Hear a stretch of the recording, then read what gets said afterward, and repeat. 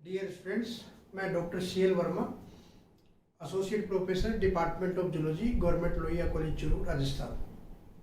आज का अपना टॉपिक है poison apparatus and biting mechanism. Snake के अंदर कौन सा पॉइजन apparatus होता है, विष उपकरण जिसको अपन बोलते हैं, पॉइजन apparatus को पढ़ेंगे और उसकी बाइटिंग मैकेनिज्म को पढ़ेंगे कि कैसे वो स्नेक है वो बाइट करता है। इससे पहले अपन ये जानते हैं कि वेनमस स्नेक किसको बोलते हैं। पॉइजनस स्नेक या वेनमस स्नेक, अपन उसको यहाँ पर बोलते हैं वेनमस स्नेक। वेनम एक होता है, पॉइजन होता है, एक होता है वेनम। वेनम का मतलब होता है कि अगर कोई भी पॉइजनस जैसे एनिमल है, पॉइजनस एनिमल किसको कहेंगे, कोई भी जंतु या प्लांट को अगर खाया जाता है और खाने के बाद में वो प्लांट या एनिमल अपने शरीर में कोई टॉक्सिक पदार्थ सीक्रेट करता है, जहरीला पदार्थ सीक्रेट करता है, और उस जहरीले पदार्थ से अपने शरीर के अंदर कोई भी नुकसान होता है, तो अपन कहते हैं कि वो एनिमल पॉइजनस है या वो प्लांट पॉइजनस है जो अपन ने खाया है। यानी शरीर के अंदर जा करके वो प्लांट एनिमल्स है वो हार्मफुल इफेक्ट डालता है, तो अपन कहते हैं उसको वो पॉइजनस एनिमल है। वेनमस का मतलब है कि यहाँ पे जो जहर है, पॉइजन है, वो एनिमल के द्वारा एक विष उपकरण होता है, उनमें एक पॉइजन apparatus होता है, उस पॉइजन apparatus के द्वारा शिकारी के शरीर में जब पॉइजन प्रवेश करवाया जाता है एक विष पॉइजन apparatus के द्वारा, तब उस एनिमल को अपन कहते हैं वेनमस। तो जैसे स्नेक है, तो स्नेक के अंदर क्या है, जहर शरीर के अंदर प्रवेश, शिकारी के या जंतु के शरीर के अंदर जो पॉइजन प्रवेश कराने के लिए क्या पाया जाता है, पॉइजन apparatus पाया जाता है, इसलिए इनको कहते हैं वेनमस। जैसे ततैया है, वास्प जिसको अपन बोलते हैं, वो भी क्या करता है कि अपना पॉइजन जो पीछे उसके स्टिंग apparatus होता है, और उस स्टिंग apparatus के द्वारा वो पॉइजन है वो एनिमल के अंदर प्रवेश करवाता है, तब उसको भी क्या बोलते हैं, वेनमस वास्प बोलते हैं। वहां पर पॉइजनस एनिमल नहीं बोलते हैं। पॉइजनस एनिमल तो क्या है, शरीर के अंदर जाने के बाद में काम करेगा, ठीक है। और यहाँ पर इन एनिमल्स में क्या पाया जाता है, पॉइजन apparatus पाया जाता है, तो उस पॉइजनस apparatus को अपन पढ़ेंगे। सांपों के बारे में, जैसे इन भारत के अंदर है वो 330 जाति जो है वो सांपों की पाई जाती है, 330, जिसमें केवल 69 स्पीसीज है वो ही पॉइजनस है, बाकी पॉइजनस नहीं है।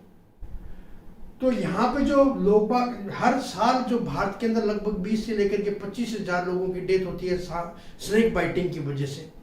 और वो जो स्नेक बाइटिंग होती है वो ज्यादातर जो है वो डर के कारण होती है, और या फिर उपचार नहीं मिलने के कारण होती है। तो सांपों के बारे में अपने भारत के अंदर बहुत सारी अंधविश्वास भी फैले होते हैं। जैसे मेल और फीमेल का एक पेयर होता है, अगर एक को कोई व्यक्ति अगर मार देता है तो वो उस स्नेक के जो पेयर का दूसरा एनिमल है उसके रेटिना के अंदर उसका पिक्चर बन जाता है, वो उसका बदला लेता है। इसी तरीके से सांप है वो कई बार कहते हैं कि भैंस या गाय का दूध भी है वो निकाल लेता है। तो इस तरीके के कई अंधविश्वास है जिनका कोई प्रमाण नहीं है। सांपों के अंदर गर्डल्स नहीं होती है, ठीक है। जो पेक्टोरल पेल्विक गर्डल्स जो होती है, ये वाली गर्डल और ये वाली गर्डल नहीं होती है, तो उस गर्डल की वजह से उनका जो मूवमेंट है वो क्या होगा, अंडुलेटिंग मूवमेंट होगा, केवल 90% इस तरीके से रेंग करके वो चलता है।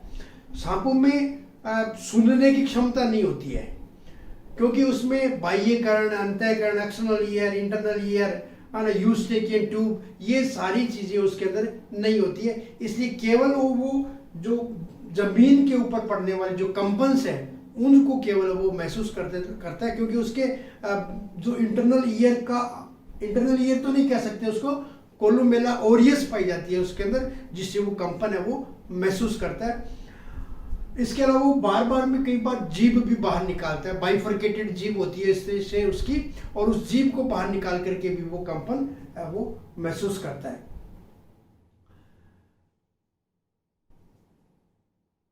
सांपों के अंदर एक और विशेषता है कि वो अपने से जो बहुत बड़ा एनिमल्स होता है उसको भी निगल लेता है, क्योंकि वो अपने अंदर निगलता है, जंतु को अपने अंदर लेता है, उसके बाद में ही वो उसके अंदर डाइजेशन और पाचन की प्रक्रिया होती है।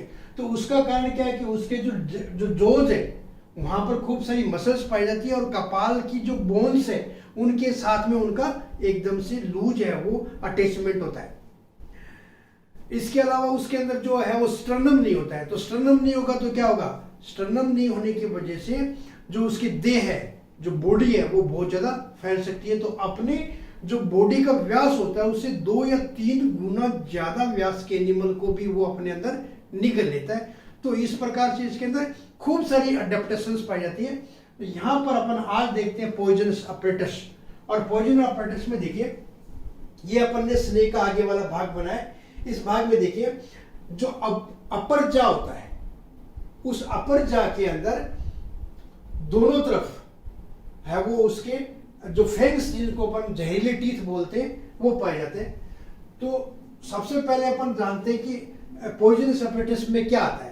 पॉइजनस अपरेटस में इसकी ये एक तो पॉइजनस ग्लैंड आती है और ये पॉइजनस ग्लैंड एक डक्ट के द्वारा विष को निकालती है, तो वो आ गया पॉइजनस डक्ट। और उसके बाद में जो जहरीले दांत होते हैं उनके अंदर वो विष है वो प्रवेश करके बाहर निकलता है, तो एक हो गया फंगस। और तीसरा इसमें काम करती है मसल्स। तो जो पॉइजनस अपरेट है उसमें क्या आ गया, एक तो आ गया पॉइजनस ग्लैंड, दूसरा पॉइजन डक्ट और फंगस, और उसमें हेल्प करने वाली जो ये मसल्स है वो 4 चीजें हैं। तो जो इसका जबड़ा है अपर जा होता है, उस अपर जा के अंदर दोनों तरफ क्या पाई जाती है, पॉइजनस ग्लैंड पाई जाती है। और वो पॉइजनस ग्लैंड है वो जो मेराइन एनिमल्स होते हैं, मेराइन स्नेक होते हैं, उनमें थोड़ी छोटी होती है और ओवल शेप होती है। और जो टेरेस्ट्रियल स्नेक होते हैं, जो स्थल पे जो पाए जाते हैं वो स्नेक हैं, उनके अंदर ये जो पॉइजनस ग्लैंड होती है और ये पॉइजनस ग्लैंड थोड़ी बड़ी होती है और ट्यूबुलर होती है। ये पॉइजनस ग्लैंड एक्चुअल में है क्या, जो सलाइवरी ग्लैंड है, लेबियल ग्लैंड और जो पैरोटिड ग्लैंड होती है उसी का रूपांतरण है। इसका मतलब क्या हुआ कि इसका जो पॉइजन है, जो वेनम है, वो एक्चुअल में क्या है, मॉडिफाइड सलाइवा है वो, और कुछ नहीं है। क्योंकि ये पॉइजनस ग्लैंड मॉडिफाई होकर के बनी है पैरोटिड से और लेबियल से, और वो सलाइवा का स्राव करती है। और इसका मतलब यहाँ जो पॉइजन है वो एक्चुअल में क्या है, मॉडिफाइड सलाइवा ही होता है। तो ये इस प्रकार से यहाँ पर ग्लैंड होती है। और इस ग्लैंड के चारों तरफ ये अपन ने मसल्स दिखा रखी है। तो ये मसल्स पाई जाती है जिसका नाम क्या है, कंस्ट्रिक्टर मसल्स। ये कंस्ट्रिक्टर मसल्स जब प्रेस होती है, इसमें जब कॉन्ट्रैक्शन होता है तो इस ये ग्लैंड जो है वो प्रेस होती है, और प्रेस होने से क्या होगा, जो इसके अंदर पॉइजन होता है वो वेनम होता है वो आगे डक्ट के अंदर जाता है। ठीक है, इस डक्ट, ये डक्ट किस में प्रवेश करती है, फैंग्स में। यहाँ पे जो जहरीले दांत होते हैं उनको क्या बोलते हैं, फैंग्स। तो इन फैंग्स के अंदर प्रवेश करती है। तो ये यहाँ पर अपन ने अपर जा दिखाया। इस अपर जा में एक साइड का अपन ने ये टीथ दिखाया, इस प्रकार से ये टीथ एक साइड का टीथ है, और दूसरा टीथ अपन ने यहाँ पर दिखा रखा है। ये इसकी नोस्ट्रिल दिखा रखी है, ये आई दिखा रखी है, ये अपर जा, ये लोअर जा जिसमें मैंडिबल होता है, ये लोअर जा। और ये बाइफिड टंग, जो इसकी जीभ आगे से बाइफरकेटेड होती है वो टंग है, तो ये लोअर जा। ये यहाँ पर अपन ने ग्लोटिस दिखा रखा है, ये मसल्स होती है। इसके अलावा भी देखिए इसके पीछे और फैंगस है। ठीक है, तो ये रिजर्व फैंगस है। इन फैंगस की विशेषता क्या होती है कि ये रिप्लेस होते हैं, टूट भी जाते हैं तो दूसरे आ जाते हैं, या फिर इनके पीछे की तरफ दांत होते हैं वो इनकी जगह ले लेते हैं। तो इस प्रकार से ये इनमें फैंगस पाए जाते हैं। अब ये फैंगस कई प्रकार के होते हैं, अलग अलग सांपों के अंदर अलग अलग प्रकार के होते हैं। तो जैसे अपन वाइपर में देखें, ओरिजिनल देखें, तो कई एक होता है सोलिनोफ्लाइगस टीथ, सोलिनोग्लाइफस टीथ। अब सोलिनोग्लाइफस टीथ में क्या होता है कि जो डक्ट आकर के खुलती है, पॉइजनस ग्लैंड जो होती है, उस पॉइजनस ग्लैंड की जो डक्ट आकर के खुलती है वो किस में खुलती है, फैंगस में। और फैंगस के अंदर क्या है, एक टनल है, नीडल्स जो होती है उस तरीके से एक टनल होती है, उसके अंदर एक खांच होती है और उससे आकर के बाहर आता है।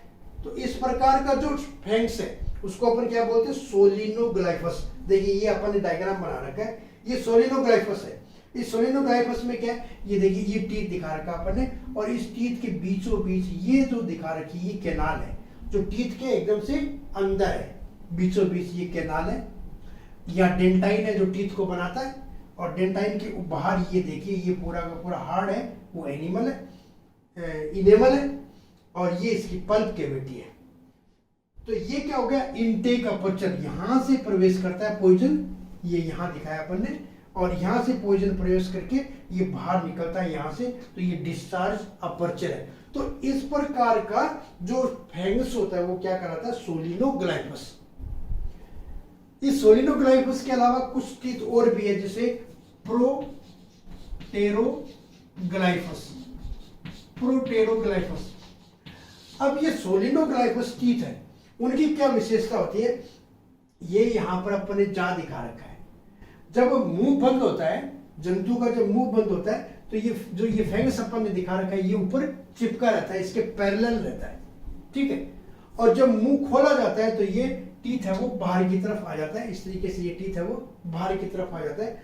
तो कहने का मतलब है कि ये जो टीथ जिस मैक्सिला बोन के ऊपर लगा हुआ है, ये टीथ किसके ऊपर लगा होता है, मैक्सिला बोन पे, तो वो मैक्सिला बोन में क्या होता है, मूवमेंट होता है, तो ये स्थायी रूप से खड़े नहीं रहते। ये वाले सोलिनोग्लाइफस टीथ ये क्या करते हैं, जब मुंह बंद है उस समय ऊपर जबड़े पे पैरेलल रहते हैं, और जब मुंह खोला जाता है तब ये बाहर निकलते हैं और प्रे शिकारी के अंदर है वो इंजेक्ट कर दिए जाते हैं। तो ये सोलिनोफ्लाइस है। प्रोटेरोग्लाइफस में क्या होता है, छोटे होते हैं थोड़े, और इसके अलावा वो स्थायी रूप से खड़े रहते हैं, वो फिक्स है, इस तरीके से वो फिक्स होते हैं, ठीक है। ऐसा उनमें नहीं है कि वो फ्लेक्सिबल है, उनकी जो मैक्सिला है वो फ्लेक्सिबल नहीं होती है, मैक्सिला के ऊपर फिक्स होता है, और मैक्सिला भी अपने स्थान पे वो फिक्स होती है, तो वो क्या कहलाते हैं, प्रोटेरोग्लाइफस। तीसरा जो है वो होता है ओफिस्तो, ओफिस्टोग्लाइफस। ओफिस्तो का मतलब होता है पीछे का भाग, पोस्टीरियर पार्ट। ये ओफिस्टोग्लाइफस में क्या होता है, दो फैंग्स जो है वो थोड़ा सा वो पीछे की तरफ लगे रहते हैं, यहां पर वो थोड़ा पीछे की तरफ लगे रहते हैं इस मैक्सिला के ऊपर, और वो भी स्थायी रूप से खड़े रहते हैं, उनमें भी मूवमेंट नहीं होता है। तो ये दोनों जो टीथ है, ये ओफिस्तो इसलिए कहा कि वो पीछे की तरफ होते हैं, प्रोटेरो दोनों सेम है, स्थायी रूप से खड़े थे। और तीसरी इनकी विशेषता क्या होती है कि यहां पे तो अपन ने क्या दिखा रखा है, सोलिनोग्लाइफस में अंदर एक टनल दिखा रखी है, जबकि इनमें क्या होता है, ग्रूव होती है। जैसे मान लीजिए ये टीथ है, ठीक है, इस टीथ के अंदर ऊपर एक ग्रूव पाई जाती है, जैसे ये टीथ है और टीथ के ऊपर एक अंदर गहरी खांच होती है, वहां से विष आकर के उस खांच से विष आता है। तो प्रोटेरोग्लाइफस और ओफिस्टोग्लाइफस में केवल क्या पाई जाती है, ग्रूव पाई जाती है, और सोलिनोग्लाइफस में क्या पाई जाती है, अंदर टीथ के अंदर टनल है, ठीक है। तो इस प्रकार से ये तीन प्रकार के क्या पाए जाते हैं, फैंग्स पाए जाते हैं। तो अपन ने जो अभी बताया, तो ये पॉइजनस अपरेटस, तो उसमें क्या बताया, पॉइजनस ग्लैंड, उसकी डक्ट, और ये अपन ने क्या बताया, फेगस। इसके अलावा जो चौथी चीज है वो है मसल्स। तो यहाँ पर खूब सारी मसल्स है, जैसे यहाँ पर ये अपन ने कंस्ट्रिक्शन मसल्स दिखाई है, इसके अलावा यहाँ डाइगेस्ट्रिक मसल्स दिखाई है, और ये टेम्पोरल मसल्स दिखाई है। एक है ये क्या लिखा है, टेरिगोइड मसल्स। तो ये इस प्रकार की ये मसल्स पाई जाती है। इन मसल्स के बारे में मैं थोड़ा आगे बताऊंगा। तो ये है पॉइजनस अपरेटस।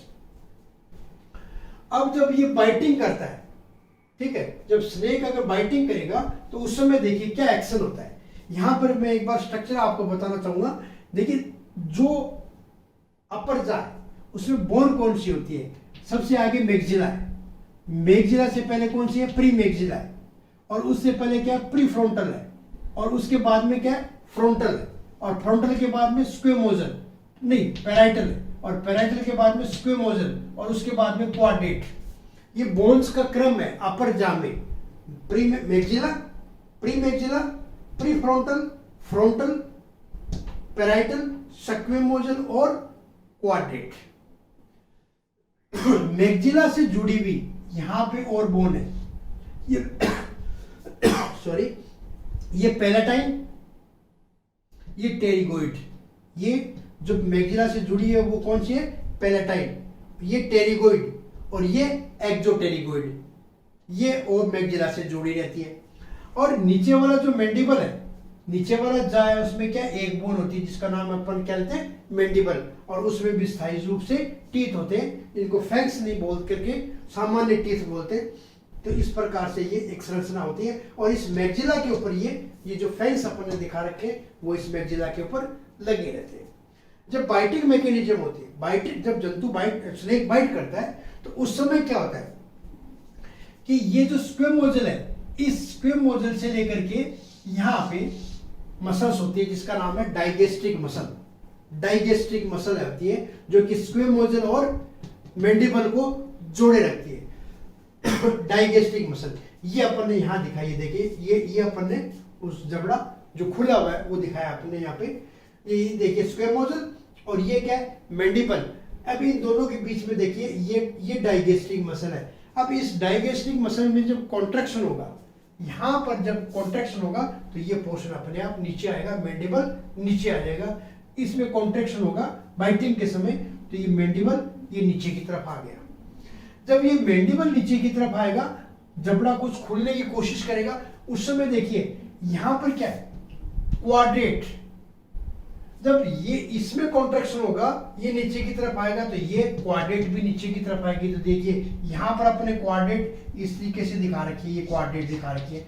अब यहां देखिए क्वाड्रेट नीचे की तरफ है, वो मूवमेंट कर गई इसके डाइगेस्ट्रिक मसल्स में कॉन्ट्रैक्शन होने की वजह से। अब ये डाइगेस्ट्रिक किससे जुड़ी हुई है, यहाँ देखिए टेरिगोइड से जुड़ी हुई है। ये टेरिगोइड है। जब ये टेरिगोइड से जुड़ी हुई है तो ये क्या करेगा, ये क्वाड्रेट किसको धक्का देगा, टेरिगोइड को। और टेरिगोइड किसको देगा, पैलेटाइन को।